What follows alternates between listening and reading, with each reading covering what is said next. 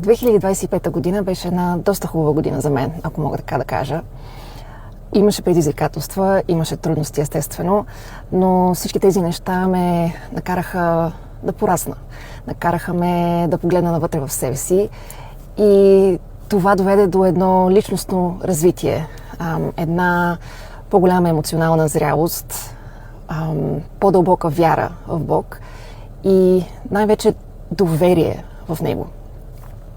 И всичко това кулминира най-накрая с създаването на моя канал Faithly.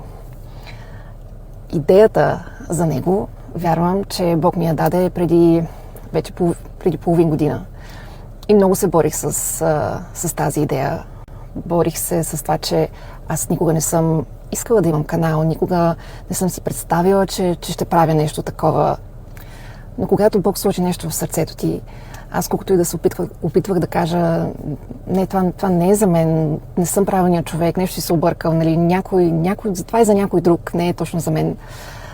Това чувство и това чувъркане отвътре не спираше, просто нямах мир. И непрекъснато ми идваха някакви идеи за канала, какво мога да направя, за какво да говоря, как да го оформя, дори.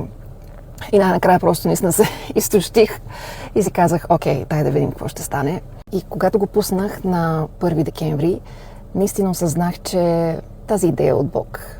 Защото изпитах някаква наистина невероятна радост. Изпитах мир най-накрая и въпреки трудностите, въпреки съмненията, въпреки безбройните часове, които ми отнемаше да запиша видеята, да се изкажа, после да ги конструктирам, за да стане едно видео за YouTube или някой рил. Този самия процес, колкото и да беше изморителен, ми носи невероятно удовлетворение и страшно много ми харесва. И когато всъщност намериш това, за което не мога да кажа, не знам дали Бог ме е направил за това. Когато намериш нещо, което ти носи такова удоволствие, наистина радостта е несравнима. И споделям всичко това с вас, за да ви насърча в тази нова година да мечтаете смело.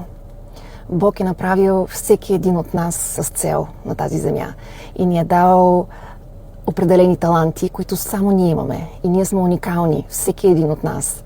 И всеки един от нас може да допринесе към обществото по различни начини. Затова бъдете смели в своите мечти, гонете ги, не се отказвайте.